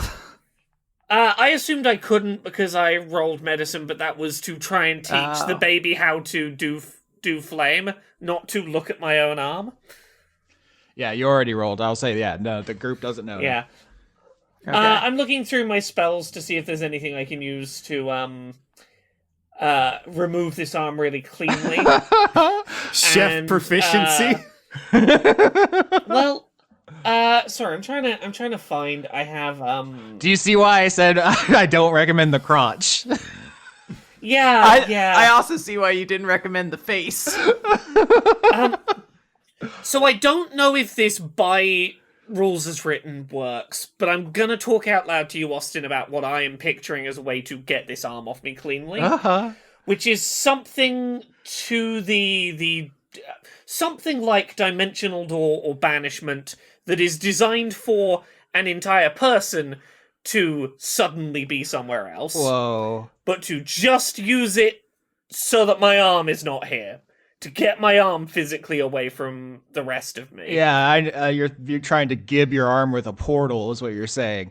Yeah, now, I know rules as written, probably not. Rule of cool. Are you with me on the vibes of where I'm trying to get here? I am with you. Yeah, as a warlock, I know you have hurl through hell, which you used on that Tarask to turn it into a perfectly baked spatchcock chicken. If you would open that portal and put your arm in, and then pull back a stump. Yeah, if you are happy for me to have my arm go on a journey through hell, and then make it back here so that I can hand it over for the bones to be looked at, as long as my arm will come back from its journey, then yeah, my arm's going to hell and back. I guess an arm can't take psychic damage. Yeah, first of all, metal as fuck. Awesome. Fully maxing out Viola's friendship meter if you do that. It's mechanically speaking, because there's still an episode and a half left of this arc, I think. Setting your human HP to 1 and having your level 20 sheet HP, as far as like the damage of this impromptu mid-mission amputation, is where I'm at. How does that sound? Okay, so I'm just losing half of my HP on the 20 sheet and going down to 1 on the other sheet. But I flavor-wise, I'm using like Fireball or something to cauterize the wound just as a quick fix. Seal that shit up. Well, let Rex do that. He's a red dragon. He's just gonna grab onto it and burn it shut. He is also, of course, a medical doctor. Okay, sure. I am down to 61 HP on the 20 sheet. Oh, wow. Okay, yeah. If anybody wants to paint this picture, that's what happens. So Doc Hop comes back, explains that Ulysses is a baby uranium dragon. You amputate your arm, give the bones to Viola. I assume this is an extremely upsetting situation, but I love to picture it. It is an upsetting situation, but I think Hop is very much of like... As someone who has dug through a lot of historical stuff, I think at some point she's dug up, like, old world society signage that's like, we've attempted to explain how fucking impossibly dangerous radiation is to future civilizations that might not understand our language. Like, those kind of bits of signage. The signage for like the containers that are like, we don't know who will be here 20,000 years from, but we need to communicate. Exactly. Going inside will kill you. This is not a place of honor. Yeah, so I think like Hop's reference point for radiation is those kind of artifacts, and to her that is, you get this thing the fuck off no matter what the consequence. Like, you just fucking get disconnected from that. So I think the adrenaline of knowing quite how bad that consequence could be, the adrenaline is carrying her through this for the minute, but in like 20 minutes this is all gonna kind of set in a bit for her. I think Rex is kind of probably making sure that Ulysses is seeing this happen as like a lesson of like, you gotta be careful when your face is a loaded gun. And I think probably in his own fucked up childhood, he was raised by a person who actively curses all of her small folk, so he thinks this is normal. I think the lesson you gotta teach this kid is we thought that your face was a loaded gun. Your face is a loaded nuke. It wasn't even Be all the more fucking careful. It wasn't intentional for there to be two nuke things, because I never thought of Navineral's disc as a nuke until we started saying that, because it's not. It's a magical like thing. But yeah, that is a funny motif here. Yeah. I want to be clear, like, Hop this whole time is trying to keep as chill of a face as she possibly can on this, because she does not want to traumatize this kid over, like, I know you're drunk and you were trying to learn to do a thing, and I don't want you to have trauma of, like, oh fuck, I tried to do a thing and it hurt family member. Oh, that's very sweet of you. Because I was thinking, yeah, dragons are kind of probably less susceptible to like that kind of thinking. Yeah, but also you're a drunk baby, and it's the first time you did a thing and your aunt lost an arm. I can see you might think about that. Are you gonna get off this call and be like, Jane, a drunk baby took my arm off? No, she'll be asleep probably. I'll tell her in the morning. This will be first thing in the morning. It's like a drunk baby took my arm. I'm sorry. Incredible. In fact, it wasn't intentional, but now that I think about it, I think that's why Ulysses was drawn to the Navineral's disc. He's like constantly playing with it. Like every scene, I have him like chewing on it. I think there is just some kind of affinity, a thing in some editions. Oh my god, is his hoard just going to be nuclear objects? Maybe. In some editions, like metallic dragons are drawn to and eat the metal they are, or gems. You know, there's like, gold dragons eat gold, and ruby dragons eat rubies. Sometimes it depends on the edition, but I can definitely see like that is why every time you turn around, he has the Navineral's disc in his mouth. This is like a Hulk thing where gamma radiation is also literally magic in the MCU. So there's like a little bit of radiation that it's given off by the disc, and he can feel it. Yeah. So I will say in the background there's this frozen flame on the 7th floor of this. Oh, who gives a shit about the flame? Can I hug, talk, and apologize? Like I think DiCaprio is really sad that she just lost an arm, and she feels bad that she feels like she's letting everyone down right now. No, it's okay. It's okay. I'm proud. I'm proud of the kid for doing flames for the first time. I remember that's a big deal. And made progress on the Cymbalines. So it's a good day. It's a good day on the whole. It's all good. I promise I'll find somebody to fix this for you. I'll find somebody who can regrow a limb or something like that. Maybe Barbas knows somebody. Like I could find someone who could fix this for you, Hop. Don't worry. I only need one arm to punch, and it's not my. I didn't lose my punching arm. Oh wait, so idea. And Rex is gonna find some like cordage. Or whatever he could use to tie something together. And he's going to rifle through Hop's bag while they're having this conversation. He's going to try to tie the fork to the stump.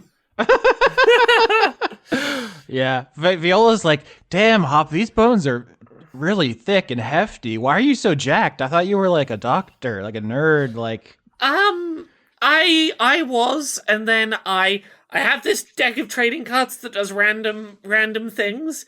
And the first time I used it, it worked really well, and I'm trying not to push my luck too much. Wow, these are great bones. Thank you. She hands them to a zombie she summoned to hold on to. Yeah, you might want to check that they're not still radiating. Okay, go. Like, yeah, find out what the half-life is. Put them in a concrete box for a couple of decades. Mm-hmm. They'll probably be okay. Yeah, she sends the zombie away with your arm bones to take home. There are 3 more floors. I guess this flame. Are we able to? Did we roll religion on it or anything like that? Did we know anything about it? I don't think we did. I believe so. It's like all the other ones, magical. You can't attune to it. If you attacked it, something bad would probably happen. Same thing. Okay. Yeah, I'll grab it and I'll take it with us. While we're moving forward, Rex will say again another duality thing, fire, ice, whole thing there. Maybe just saying, I don't know. And since he doesn't know what the epaulettes do and he's carrying them, he will just attune to them. Oh shit! All right, Rex Maximus, you attune to these epaulettes, which are like military bars that go on like a uniform. You feel a surge of pride. You feel like you really deserve the authority you have. You feel this feels normal. you feel accomplished and successful. You get the Quick question, how many floors are there in this place? so you don't know exactly how many are left. I guess I just did say there's 3 more, so there's going to be 10 floors. Is that what we're talking about? Okay, my thought had been 2 of these things when attuned to gave emotions, and I was suddenly like, is this the 7 deadly sins of objects or something? You don't know yet. You get the feat Inspiring Leader, and you get +1 to your AC, in addition to a feeling of deserving your accomplishments. Did I feel any emotions when I attuned to the fork? You felt like powerful and like you could devour your enemies. Like you can summon tentacles full of teeth and you really fuck up. Yeah, that feels like it could be gluttony. I think I'm onto like, the ballpark of something. You know what? You're more right than wrong, I'll say. Right. I need the other 2 of you to like spitball on this, but there's something there. Is it maybe kind of like your mom? It's the perfect encapsulation of like an emotion. You go to the next floor. There's a case. You open it and you find a green squishy ball. It's like the size of a fist. It's like a big. It's hard without more examination. It's hard to say what it is. It appears to be a squishy object. Is it one of those like net balls that you squeeze and it makes all the different colors?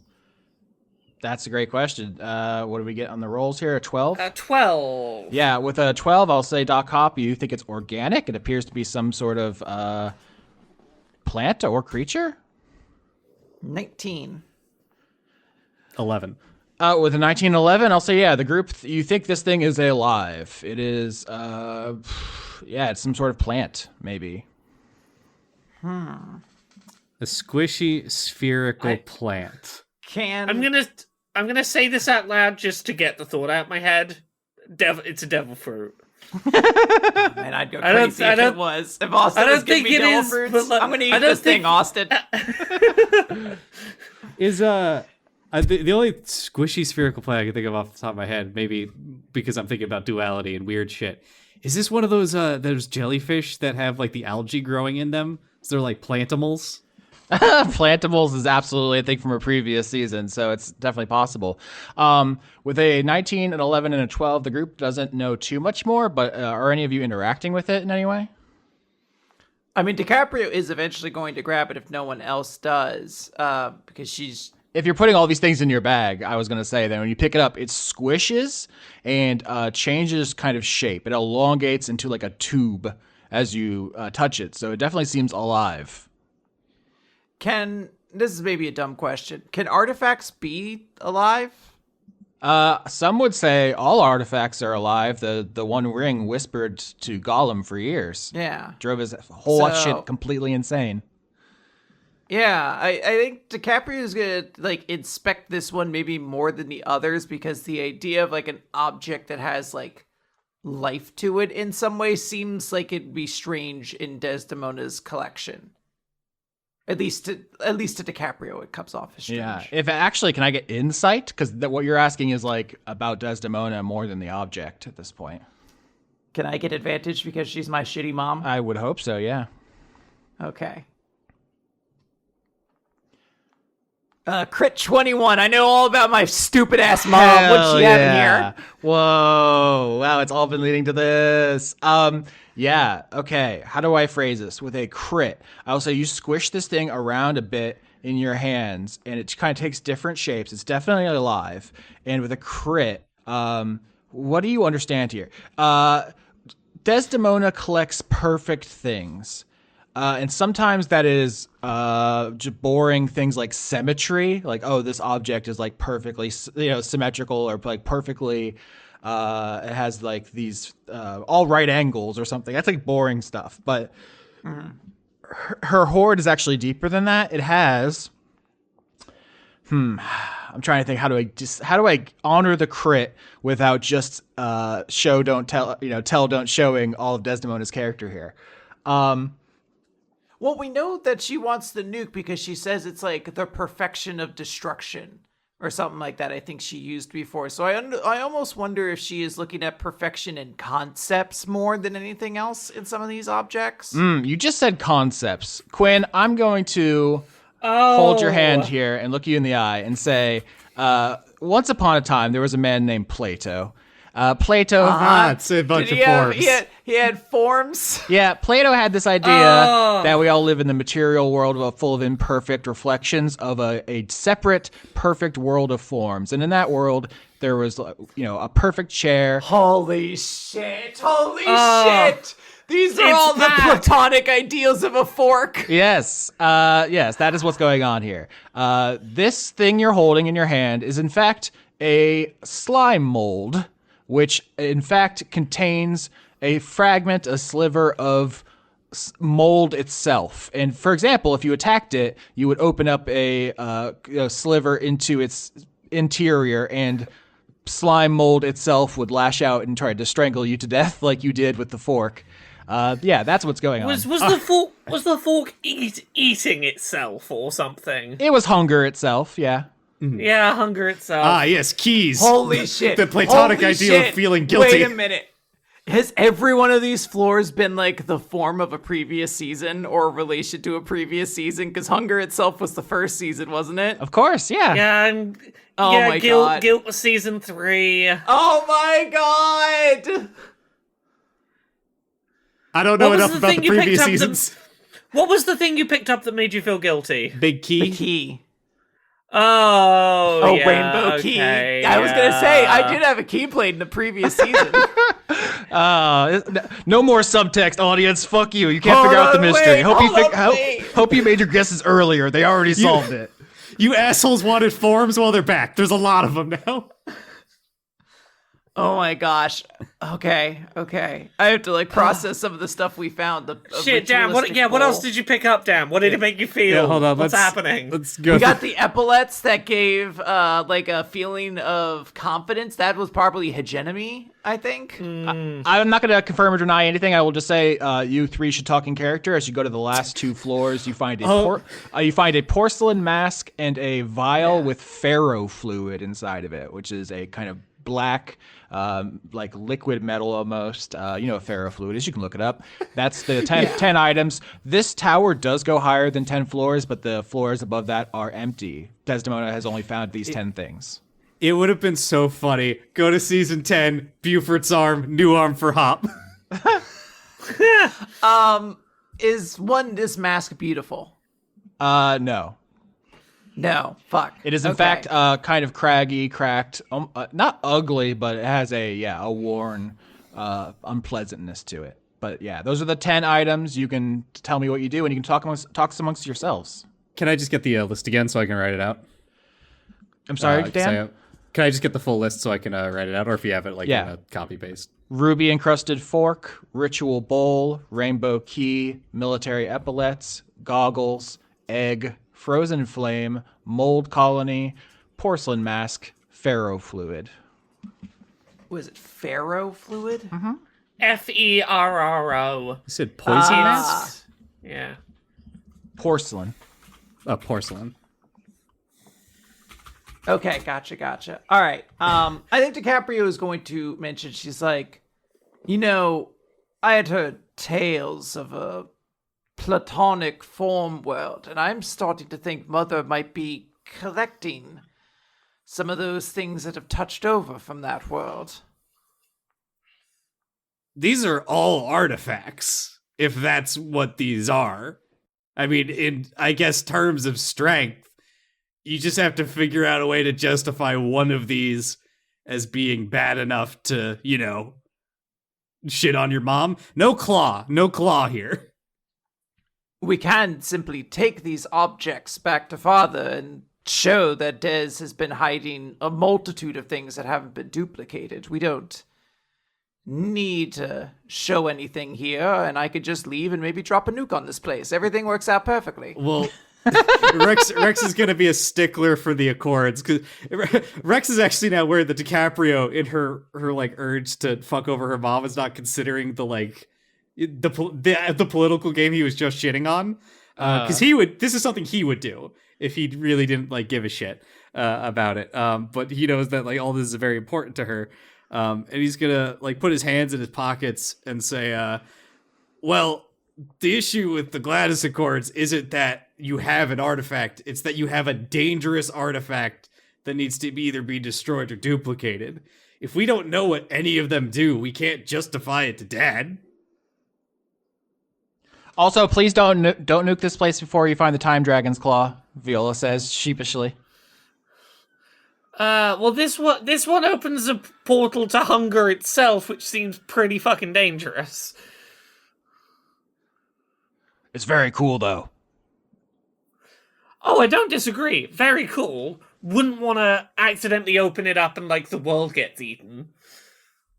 I say, can I do, like, a history check or anything? Do, like, any of these things exist out in the world beyond this? Like, you know, I'm figuring this out and piecing this together, but is there, like, you know, tales told of, like, oh, you know, the legendary staff of Schmiggity Blorp is actually, you know, like erectile dysfunction itself or something like that. Yeah, a roll history to find out about the lore of the Schmiggledy Borp, as you said. Okay. I should have put Hey, erectile is that dysfunction itself in. That would have been You're gonna- hilarious. You're going to name a season after this at some point. Absolutely. You're going to be like, don't you remember when you called it the Schmiggledy Borps? That's my process. Yeah, 17. Yeah, 17. History's pretty Nice. good. Oh, no, Dan, you shouldn't have rolled. Now the group failed. We're dumbasses. Oh, wait, hold on. That's actually a 6. Okay. Yeah, the group failed. I will say, just going off that previous roll, the crit that Quinn got, that you all understand the theory of forms, the world of forms, that idea, but you've never heard anything like this. You don't understand if that theory is true. Like it shouldn't be possible for forms to be in this material world in a stable form. I guess they're hardly stable because you scratch the fork and it fucking ripped the veil open and you almost got Cthulhu'd. But yeah, you with this group fail, no, you don't know anything more helpful right now about any of this. There's like a moment, I think. Austin, you could tell me if this is a bad move for my character, but I think there's a moment where DiCaprio's kind of like thinking, and she's like considering what Rex said, and she kind of pauses for a moment, and she's like, or we have all the leverage over Des that we need. We can take everything she was intending to show today, unless she does what we need of her. Yeah, Viola gives you a very interesting look. I will say, we've said this a number of times explicitly, but in case it needs to be restated, the stakes of this arc is that Desdemona wants you to give a speech endorsing her to her, weapons dealing clients, essentially. And if you choose to do that and repair your relationship with your mother, Lady Falconbridge will, you'll repair that relationship. She will get you the true name of the sibling who stole from you, and Viola will become hostile. She hates that shit. Yeah. If you dump on Desdemona's special day and ruin her reputation, Viola will be your best friend forever, and Falconbridge will become irrevocably hostile. They are kind of diametrically opposed there. Yeah, I think there's like a moment where DiCaprio's like thinking, like, instead of this speech where if we didn't find anything, I had to basically like kind of swallow the abuse she took over the years and just lie and be like, my mom was great. What am I supposed to do to like try to defend this relationship? She's now thinking like, what if I don't do that and I just tell like Des, like, well, we're just gonna like, if you want any of your form stuff back, if you don't want to be like a laughingstock at this event, then like, I don't know, in her mind, she's starting to think like, how could she use this politically to her advantage? Like she's starting to be like, well, now I have something over Des that she didn't know. Yeah, I think that this is all very interesting, and this is the kind of juicy family drama that I am trying to stir up and foment here. But yeah, she's kind of like keeping her thoughts to herself, but she said that thought out loud, like she is considering it. I mean, look, I understand the point you're making, but also this fork alone, I'm pretty sure if someone hit it hard enough, might just eat a country. Yeah, that did Like, I'm pretty famously sure happen. if you, if you like snap this thing in half, it might just eat Schmorda in one bite. R.I.P. to Stone Root. I am this feels like the peak of the sort of stuff we're meant to be reporting. Another interesting wrinkle here is, yes, Desdemona is the number one anti-Gladys Accords person. If your goal for the season was to repeal the Gladys Accords, undermine the Gladys Accords, she would be your main ally. And if your number one thing is you love the Gladys Accords, she would be your main enemy. But she is also a huge ally of small folk, from the way she treats her elves to the way she is clearly, intervening in world affairs and stuff. That's another thing. If you dunk her publicly, destroy her or whatever, you are also making a huge enemy of small folk around the world. She's also storing these potentially fucking infinitely powerful things in a place we were just able to fucking walk into. Yeah, I mean, there was nothing to stop us just walking in and grabbing them. This is not someone who should be in control of shit like this. There was a magical barrier that DiCaprio stopped. There was, guards. There was a hedge maze and stuff. But it should not be this. It should be harder than this to reach these things. Rex will lean against the wall, cross his arms, and say, "I mean, I think it's an option, or." Because he is thinking about like the small folk now, because he does have his kingdom, and of course he must deal with other kingdoms someday, political relations and all that. And say you could simply leave with all of these items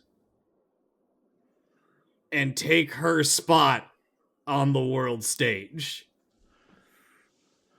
Yeah, we're about at the end of the session here, so I will say that you have completed the exploration of Desdemona's vault, big scare quotes, a very unusual vault, and it is now time to decide if you're going to go make the speech or not. This is it. This is where the rubber meets the road. What are we doing with this arc? There's so many factors I'm trying to consider right now, and I'm trying to do it all with the consideration that the entire time DiCaprio is this fucking coin bouncing around her fucking eyes. Like she's just like trying to like focus on it. So I think there's gonna be a moment where she's going to kind of close her eyes, and she's going to say to her siblings, like, "Look, I have an idea on what to do with all of these, but it would be taking the initiative for everyone here to do it, so I think it is better to not be that kind of person and simply ask what you all think would be the best thing to do for the Cookie Mountains. I hate Des. I want to see her ruined and destroyed, but maybe that's not the best thing to do." Well, like I said, supplanter. If you hate your mom so much, and you're already good at the dragon political game, expand your reach.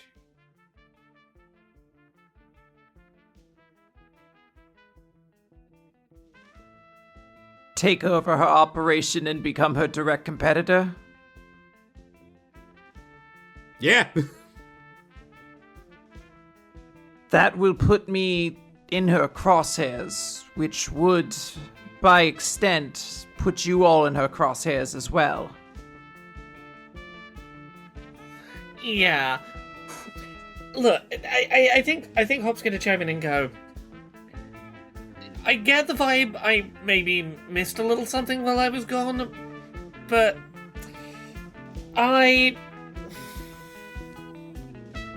I'm not a big fan of any plan that involves us giving these things back to Desdemona.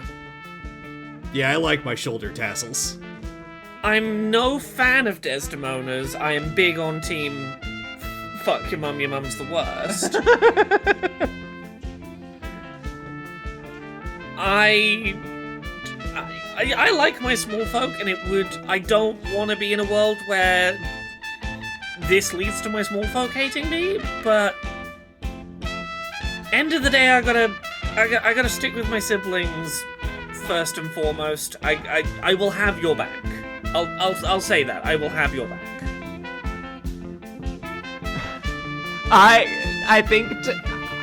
I think DiCaprio is going to hear all this, and she's going to kind of like take a moment to center herself, and then she's gonna say, "All right, well, I guess I have a speech to give then."